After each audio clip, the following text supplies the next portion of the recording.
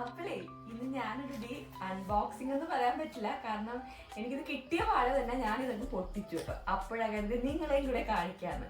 ഇത് നമ്മുടെ Thanjavur dancing doll ആണ് കേട്ടോ. അപ്പൊ നമുക്കിതൊന്നു അസംബിൾ ചെയ്താലോ? എന്തൊക്കെയാന്ന് നോക്കട്ടെ. ആദ്യം തന്നെ ഇത് എൻ്റെ കാൽഭാഗമാണെന്ന് തോന്നുന്നു അല്ലെ, കാലാണ്.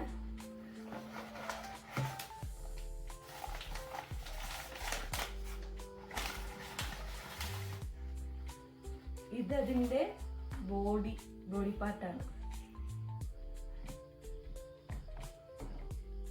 ഇങ്ങനെയാണ്. ഓക്കെ, പിന്നെ വരുന്നത് കിട്ടിയ പാടെ ഞാനത് അസംബിൾ ചെയ്യാൻ പോയതാ. നിങ്ങളെ കാണിക്കാതെ എങ്ങനെയാ? ആഹാ, ഇപ്പോഴേ അത് ആടി തുടങ്ങി.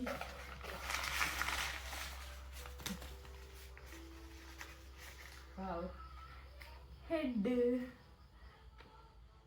നമ്മുടെ സുന്ദരിക്കുട്ടി ഇവിടെ ഡാൻസ് കളിക്കാൻ റെഡി ആയിട്ട് നിൽപ്പുണ്ട് കേട്ടോ. എന്ത് ഭംഗിയല്ലേ, നല്ല സുന്ദരിയായിട്ടുണ്ട്, ക്യൂട്ടായിട്ടുണ്ട് അല്ലേ. അപ്പളേ നമ്മുടെ ഡാൻസിങ് ഡോൾ എങ്ങനെയാ ഡാൻസ് കളിക്കുന്നതെന്ന് കാണണ്ടേ?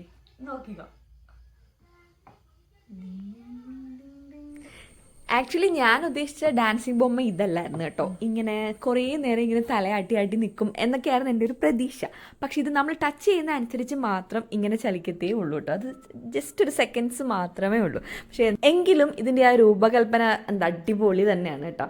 ആ ഒരു ഹെഡ്, പിന്നെ ബോഡി പാർട്ട്, പിന്നെ താഴോട്ടുള്ള ഭാഗമൊക്കെ എല്ലാം പക്ക സൂപ്പർ.